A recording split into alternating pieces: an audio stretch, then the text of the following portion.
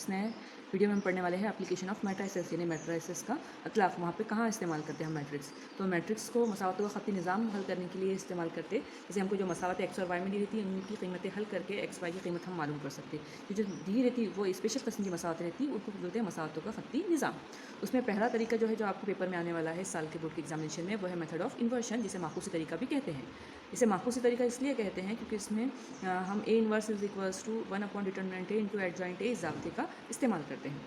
तो देखिए किस तरीके से इसको हल करते हैं। सॉरी, इसको माकूसी नहीं, मुत्तसिल तरीके से ताल्लुक़ रखने वाला है। देखिए अब सवाल हम हल करते हैं। मसावत, ये दो मसावतों को माकूसी तरीके से हल कीजिए। तो आप क्या करोगे, सबसे पहले लिखेंगे दी गई मसावत। वो आएंगी सबसे पहली मसावत 2x + 5y = 1 और दूसरी आएंगी 3x + 2y = 7। याद रखिए अगर मसावतों में गलती से एक्स वाई वाला पहले और एक्स वाला बाद में है तो आपको तब्दील करके यहाँ पे लिखना पड़ेगा। सपोज़ अगर 2y पहले होता और 3x बाद में होता तो अब जब आप यहाँ से यहाँ लिखते हो तो आपको x वाली रकम पहले और y वाली रकम बाद में ही लिखनी पड़ती। दूसरी बात, इक्वल टू के बाद में यहाँ पे जो भी नंबर आते हैं वो इक्वल टू के बाद में ही होना चाहिए। अगर आपके सवाल में गलती से ये इधर दिया हुआ है तो आपको ये लिखते वक्त उसको इधर से इधर ले आके ये ऐसा लिखना पड़ेगा। ऐसा लिखने की तरीका ये है कि इससे हमको मैट्रिक्स बनाने में आसानी होती है और गलती नहीं होती। अब देखिए इनकी मैट्रिक्स मसावत तैयार करते हैं हम। मैट्रिक्स मसावत आएंगी, देखिए पहले ये 2 है इसलिए 2/2 का मैट्रिक्स, फिर ये एक लंबा खड़ा मैट्रिक्स ऐसा सुकून, और ये यहाँ पर ऐसा। याद रखिए अगर इसको आपने बनाने में गलती की तो आपका 1 मार्क चला जाएगा। तो देखिए ये मैट्रिक्स, फिर ये और ये, आप देख सकते हैं इसमें एक एक रुकन आने वाले हैं। इसमें सबसे पहले ये जो मैट्रिक्स है यहाँ पे वेरिएबल एक्स और वाई इस्तेमाल किए तो ये वेरिएबल आपको यहाँ लिखना पड़ता। इक्वल टू के बाद में जो आया हुआ है वो नंबर यहाँ लिखने पड़ते। अब यहाँ क्या आएगा, तो देखिए यहाँ पे जो एक्स और वाई के साथ में जो नंबर है वो हम यहाँ पहली रो में लिखेंगे। यहाँ है 2 5 तो हम यहाँ लिखेंगे 2 5, यहाँ लिखेंगे 3 2 तो हम यहाँ लिखेंगे 3 2। इस तरीके से ये आ गया। अब हम लिखेंगे इसके आगे, यहाँ हमने जो पहला मैट्रिक्स है उसको नाम ए दिए, मतलब ए है हमारा मैट्रिक्स 2 5 3 2।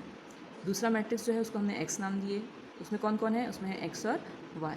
तीसरा मैट्रिक्स जो है हमने उसको नाम दिए बी, यानी उसमें अदद है 1 और 7। इसका मतलब हमने ये जो मैट्रिक्स लिखे तो इसकी जगह ये नाम रख दीजिए, आ जाएगा ए एक्स = बी। इसे कहते हैं मैट्रिक्स मसावत। क्या कहते हैं इसे, मैट्रिक्स मसावत। अब देखिए इसके आगे अब हम आपको हल करने का तरीका बताते हैं। अब इस मैट्रिक्स मसावत को ए इन्वर्स से ज़रब दीजिए, यह आ जाएगा A inverse into A x = A inverse into B. बेटा आप क्या कर सकते, ये जो ब्रैकेट है इन तीनों में से इधर 2 को भी दे सकते। ये एक प्रॉपर्टी है इसकी जिसकी वजह से ऐसा हो सकता है मैट्रिक्स की। यह आ जाएगा A inverse B. Right side में कोई चेंज नहीं होगा, लेकिन आपको पता है कि किसी माकूस मैट्रिक्स के माकूस और उसी मैट्रिक्स की ज़रूरत हो जाए तो जवाब क्या आता है, आइडेंटिटी मैट्रिक्स। इसलिए हमने इसकी जगह आई लिखे, ए इन्वर्स बी। और आइडेंटिटी मैट्रिक्स से ज़रब करना मतलब 1 से ज़रब करना, और 1 से ज़रब करने पर इसकी कीमत में कोई फ़र्क पड़ने वाला नहीं है, मतलब आएगा एक्स = ए इन्वर्स बी। ये हमारी मेन मसावत है, इसको मसावत नंबर ए नाम देते। इसी से हमारा जवाब आएगा एक्स मतलब ये मैट्रिक्स। अगर आपको एक्स वाई की कीमत मालूम करनी है तो आपको ए इन्वर्स की ज़रा बी से करनी पड़ेगी, इसका ये मतलब है। तो बी तो हमको ऑलरेडी यहाँ दिया हुआ है, आपको मालूम करना है ए इन्वर्स। तो सबसे पहले हम ए इन्वर्स मालूम करने की कोशिश करते हैं। तो देखिए ए इन्वर्स मालूम करने के लिए हम क्या करेंगे, सबसे पहले मैट्रिक्स ए लिखेंगे। मैट्रिक्स ए है 2 5 3 2। इसकी मदद से हम डिटर्मिनेंट ए की कीमत निकालेंगे, वो आएंगी 2 5 3 2।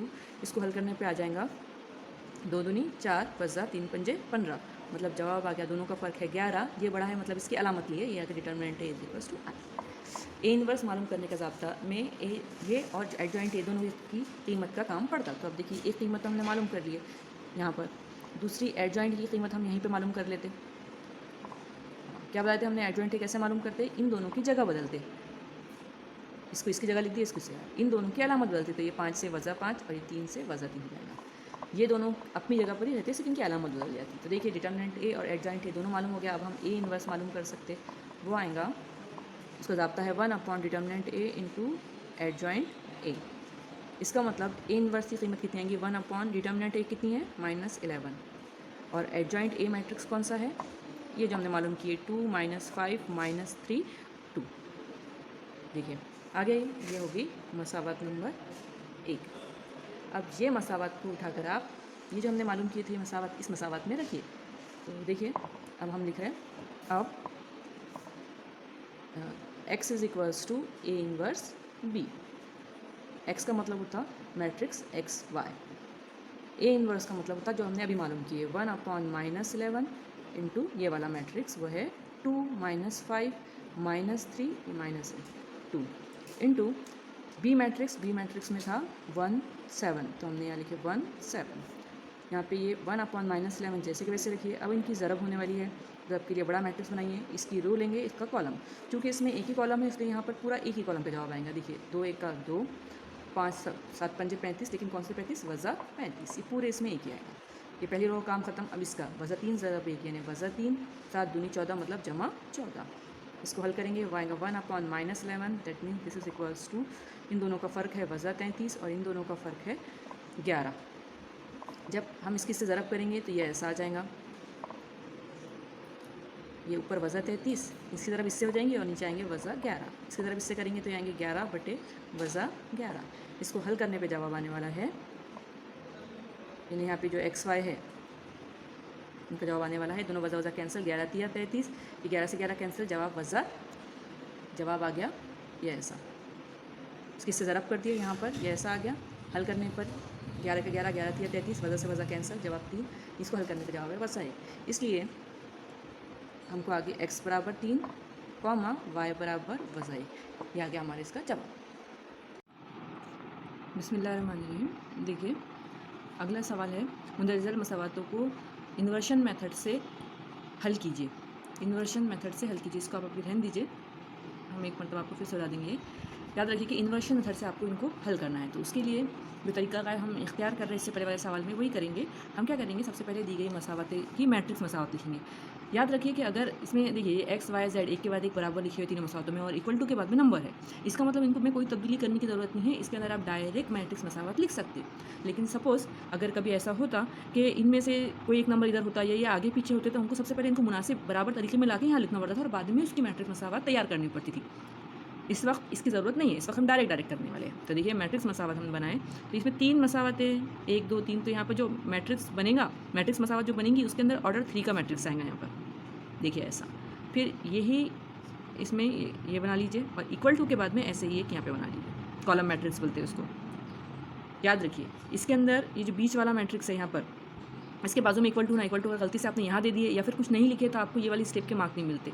याद रखिए इसका फॉर्मेट ऐसा है, इधर नंबर आते हैं 4 0 2, यहाँ पर जो वेरिएबल इस्तेमाल किए, मुतगय्यर इस्तेमाल किए वो आते वो है एक्स वाई जेड, और यहाँ पर एक्स वाई जेड के ज़रीब आते हैं। जैसे कि इसका ज़रीब 1 है, इसका ज़रीब वज़ा 1 है और इसका ज़रीब 1 है। वैसे यहाँ है 2 1 वज़ा 3, तो 2 1 वज़ा 3, उसके बाद में 1 1 1, तो यह आया 1 1 1। हमको आगे लिखना पड़ेगा जहाँ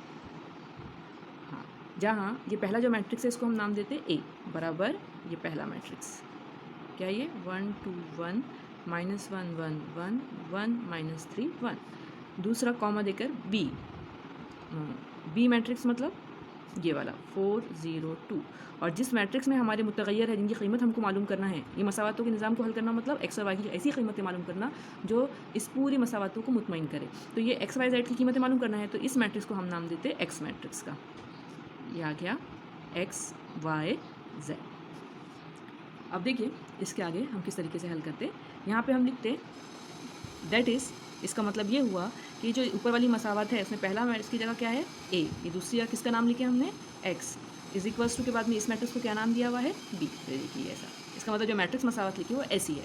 अब हम क्या करेंगे, यहाँ पे ए इनवर्स से ज़रब देने पर, याद रखिए ए इनवर्स से अगर ज़रब दिए दोनों जानिब तो ये आएगा A into A X is equals to A inverse into B. याद रखिए मैट्रिक्स की खासियत के मुताबिक ये दोनों को भी एक ब्रैकेट में लिखा जा सकता है, मतलब इसको ऐसा लिख सकते हैं।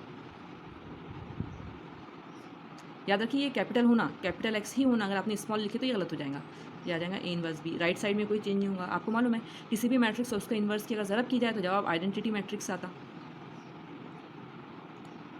इसलिए इसकी जगह हम ये लिख सकते हैं। और आई से किसी मैट्रिक्स को ज़रब करना मतलब एक से ज़रब करना, मतलब जवाब ये आता ए इनवर्स बी।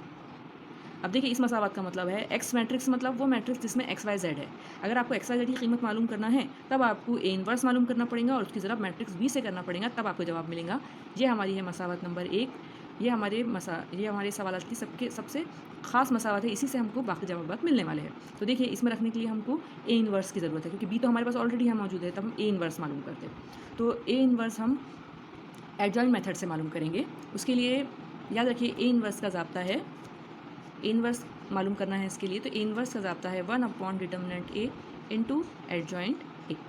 तो दो कीमतें जो हमको मालूम करनी है, इसको मसावत नंबर 2 नाम देते हैं।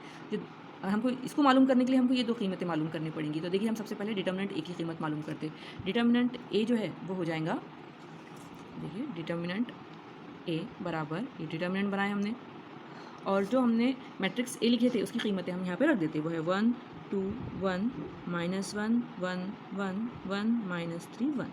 आप याद रखिए कि ये जो ऊपर हमने मैट्रिक्स ए लिखे थे वही मैट्रिक्स हम यहाँ पर लिख रहे हैं, इसलिए कंफ्यूज होना मत। अब देखिए इसको हल कर रहे हैं। अगर हम इसको हल करेंगे तो अब देखेंगे कि इसकी कीमत कितनी आती। तो देखिए हमने आपको पिछली बार भी तरीका बताए थे। हम क्या करते हैं, यहाँ पे 3 ब्रैकेट देते, 1 2 3। पहले 2 जमा में रहते, बीच वाला वज़ा में रहता, ठीक है। इसके बाद में ये 3 नंबर यहाँ लिखते हैं। पहला नंबर है 1, दूसरा जब -1 लिखेंगे यहाँ पर तो ये माइनस माइनस क्या बन जाएंगे प्लस, और तीसरा नंबर है यहाँ पे 1। याद रखिए कि यहाँ जमा लिखना जरूरी है, ये जमा में है और ये जमा में है और बीच वाला वज़ा में था। बाद में जब हमने -1 यहाँ रखे तो वो माइनस माइनस प्लस हो गए, ठीक है। इसके बाद में अब ये ब्रैकेट में क्या करना है, इसका तो इस्तेमाल हमने यहाँ यहाँ और यहाँ कर लिए, ब्रैकेट में बीच में माइनस देना है। अब ये एक मतलब ये वाला एक, ये जो कॉलम में आ रहा रो में आ रहा उसको छोड़ दीजिए। उसको छोड़ने के बाद जो 4 नंबर बचते हैं उनकी तिरछी ज़रब कीजिए, मतलब एक एक का एक, एक ज़रब 3 वज़ा 3। जब हम यहाँ वज़ा 3 लिखेंगे तो 2 वज़ा मिलके एक जमा बनता। फिर जब ये एक है तो ये बीच वाला है, तो इसके लिए इसको छोड़ दीजिए और इसको छोड़ दीजिए, ये ऐसा। तो देखिए यहाँ पे 1 की ज़रब 2 से होंगे, 2 1 का 2। फिर देखिए ये 1 की ज़रब वज़ा 3 से होंगी तो यहाँ आएगा वज़ा 3, 2 बार वज़ा मतलब जमा। वैसे ही ये एक मतलब ये वाला एक, इसके लिए हम इसको छुपा देंगे, इसको छुपा देंगे, जिस रो और कॉलम में आता है उसको छुपा देते हैं। तो देखिए 1 दूनी 2, 1 1 का 1। अब इसको हल करते हैं। तो देखिए हल करने का आसान तरीका, 3 और 1 4, 4 1 का 4, 3 और 2 5, 5 1 का 5 मतलब जमा 5। 2 में से 1 गया तो 1 बचा, वो 1 1 का 1 तो जमा 1। तो 4 और 5 9 और 1 10। इसका मतलब ये डिटर्मिनेंट ए की जो कीमत आ गई है वो कितनी है 10, ये आ गई। ये मिल गई। इसमें रखने के लिए आप एडजॉइंट ए मालूम करेंगे। तो देखिए उसके लिए एडजॉइंट ए मालूम करने के लिए हमको क्या करना पड़ेगा, कोफैक्टर मालूम करना पड़ेगा। तो हम मैट्रिक्स ए लिख लेते, यहाँ पे मैट्रिक्स ए लिख लेते ताकि आपको आसानी से इसको हल करते आए। देखिए मैट्रिक्स ए है, ये सिर्फ आपसे गलती ना हो इसलिए लिख रहे हैं। यह है 1 2 1 -1 1 1 1 -3 1, ठीक है। अब हम निकालते ये पहली रो का पहला नंबर, ये पहली रो का दूसरा नंबर, ये पहली रो का तीसरा नंबर। पहली रो में 3 नंबर है, हमने लिख लिया उनके बारे में।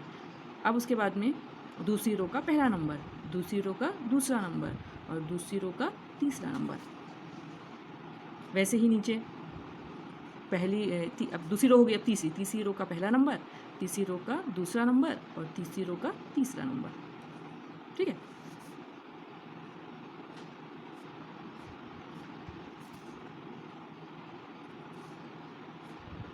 पहले आपने ऐसा लिख लेना, फिर याद रखना पहला जमा दूसरा वज़ा, तीसरा जमा चौथा वज़ा, पांचवा जमा छठा वज़ा, सातवां जमा आठवां वज़ा। इस तरीके से आप माइनस दे दीजिए। इसके बाद में यहाँ पे आप मुझे डिटर्मिनेंट बना लीजिए हर एक के सामने।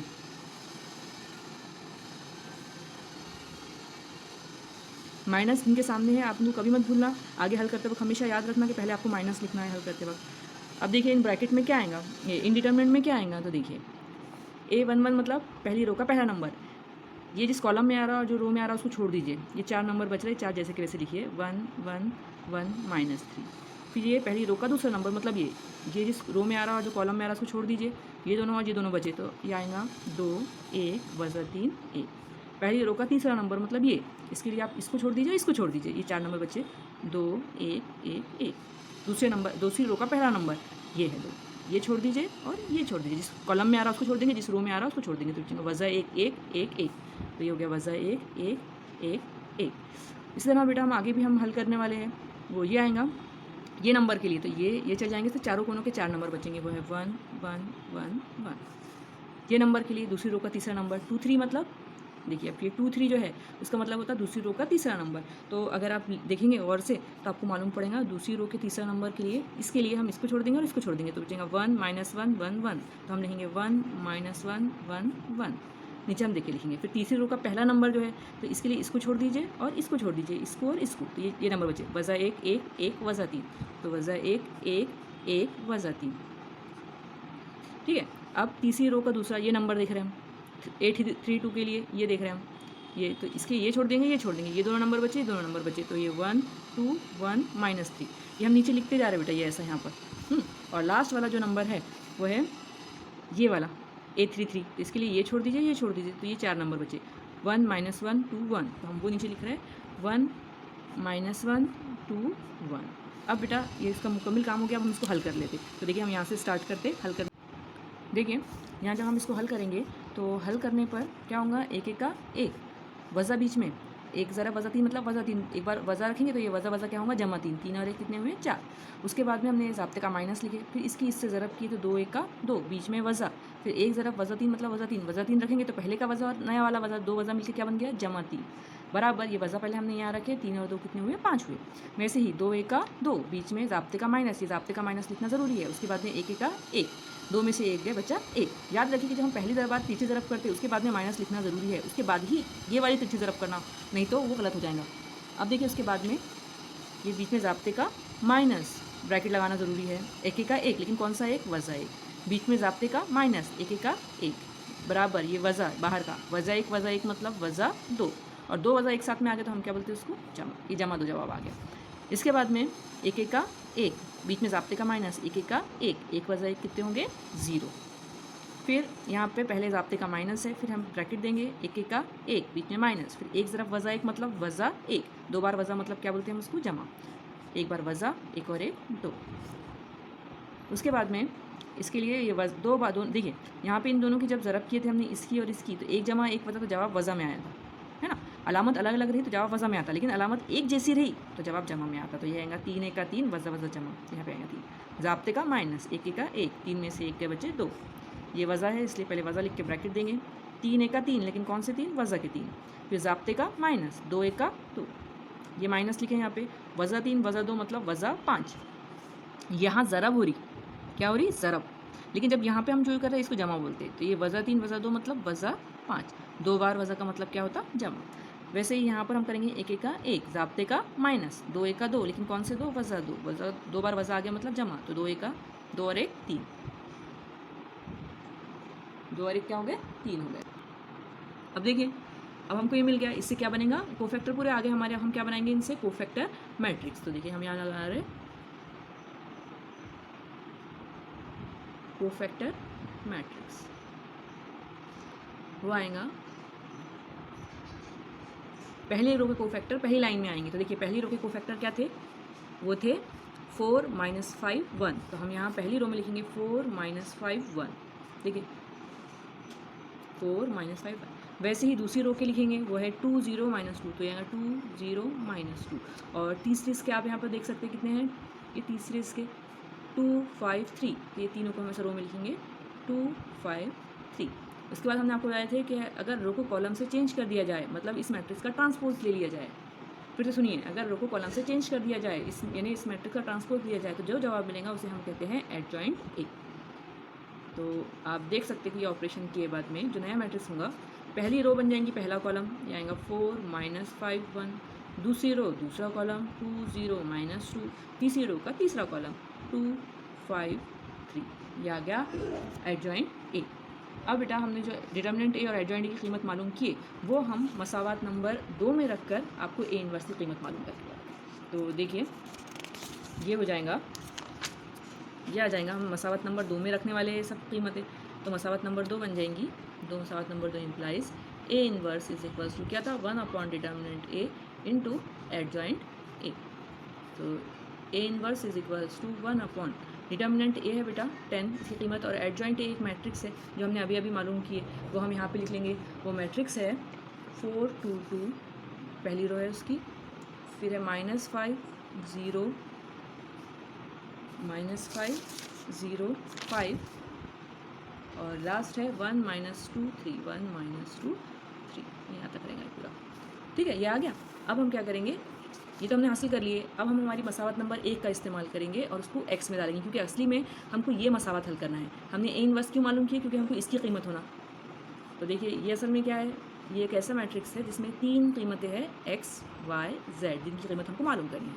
a इनवर्स जो हमने अभी मालूम किया है वो है 1/10 और ये मैट्रिक्स है 4 2 2 -5 0 5 और है 1 -3 -2 3।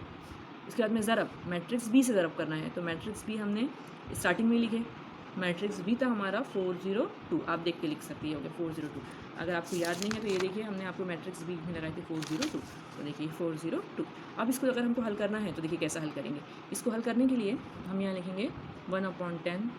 अब बेटा इसका ऑर्डर है 3/3 और इसका ऑर्डर है 1/3, यानी 3/1, यानी 3, इसमें 3 रो है और 3 कॉलम है। इसमें रो कितनी है, 1 2 3, इसलिए 3 क्रॉस, कॉलम कितना है 1। ऐसा जब भी ऐसा होता तो हमारा मैट्रिक्स जो है उसका ऑर्डर आता 3/1, ये 2 नंबर से, यानी इसमें 3 रो रहेंगे और 1 कॉलम, मतलब जो नया मैट्रिक्स आएगा उसको हम ऐसा बनाएंगे। देखिए यहाँ से रो लेंगे और यहाँ से कॉलम। इस रो की इस कॉलम से जब ज़रब होंगी तो पहली लाइन बनेगी। देखिए कैसा, 4 चौक 16 जमा 2 सिफर 2 दूनी 4 जमा 4।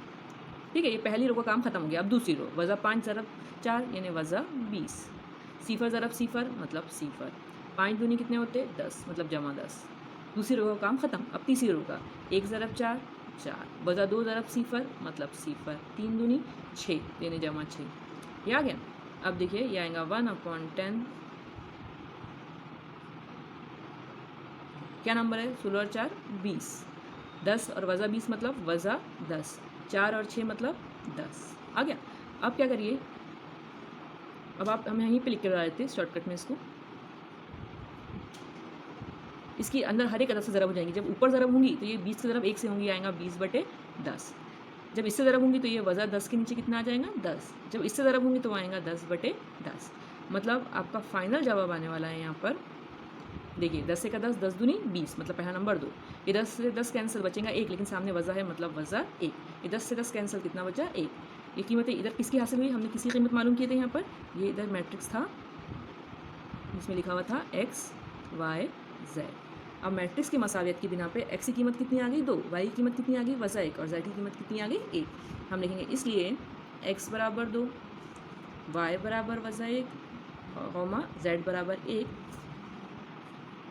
दी गई मसावतों का हल है। दी गई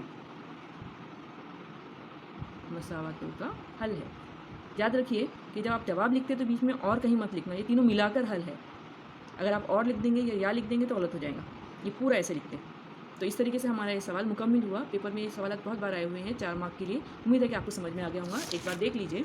देखिए यहाँ से हमने शुरू किए थे, ये हमने इससे मैट्रिक्स बनाए, मैट्रिक्स को इसको ए नाम दिए, इसको एक्स नाम दिए और इसको बी नाम दिए। उसके बाद में हमने ए एक्स मैट्रिक्स मसावत लिखे इसकी, उसको ए इनवर्स से ज़रब दिए, ये मिला। हमारा जवाब इस पर से ही आने वाला है। ये सबसे इम्पॉर्टेंट मसावत है हमारे सवाल की। यानी एक्स वाई जेड की कीमत अगर आपको मालूम करना है तो आपको ए इनवर्स को बी से ज़रब देना पड़ेगा। बी हमारे पास ऑलरेडी मौजूद था, हमको ए इनवर्स चाहिए था, तो ए इनवर्स हम इस ज़ाब्ते से हासिल कर सकते। उसके लिए ये 2 कीमतें हासिल करके इसमें डालेंगे तब ए इनवर्स मिलेगा। तो हमने डिटर्मिनेंट ए की कीमत मालूम करके आपको बताया वो कितनी आ गई थी 10। एडजॉइंट ए मालूम करने के लिए हमने क्या किए थे, यहाँ से बनाए और उसके बाद में ये आपको तरीका बताया पूरा। एडजॉइंट ए मालूम करने के लिए हमने कोफैक्टर मालूम किए। पहली रो के कोफैक्टर मैट्रिक्स में पहली रो में लिखे जाएंगे, दूसरी रो के कोफैक्टर दूसरी रो में और तीसरी रो के कोफैक्टर तीसरी रो में। इस तरीके से कोफैक्टर मैट्रिक्स हासिल हुआ और उसके बाद में रो को कॉलम से चेंज करने पर यानी ट्रांसपोज लेने पर हमको कोफैक्टर मैट्रिक्स से एडजॉइंट मिला। अब डिटर्मिनेंट ए और एडजॉइंट ए की कीमत हमने इस ज़ाब्ते में डाले तो इससे हमको क्या मिला, ए इनवर्स। ठीक है, अब हमने ए इनवर्स हासिल कर लिए। अब उसको मेन मसावत इसमें डालेंगे। इसमें डालने की वजह से क्या होगा कि इसमें डालेंगे, फिर इसकी इससे ज़रब होंगी, ये आएगा, फिर सामने जब इसका जवाब मुकम्मल आ जाएंगे तो इसकी इससे ज़रब कर देंगे तो वो इस तरीके से दिखेंगे। इसको हल किए, ये आ गया, ये इधर लेफ्ट साइड में कौन थे, एक्स वाई जेड, इसमें आ गए 2 - 1 1। इसका मतलब एक्स की कीमत 2, वाई की वज़ा 1 और जेड की 1 आ गई और ये क्या है, दी गई मसावतों का हल है। यहाँ पे हमारा मैट्रिक्स का रिवीजन ख़त्म हुआ। आप इसको पढ़िए अच्छे से, लिख कर देखिए, सवाल हल कीजिए। इसके ऊपर हम लॉजिक के टेस्ट हुए बाद हम इसके ऊपर टेस्ट लेने वाले हैं।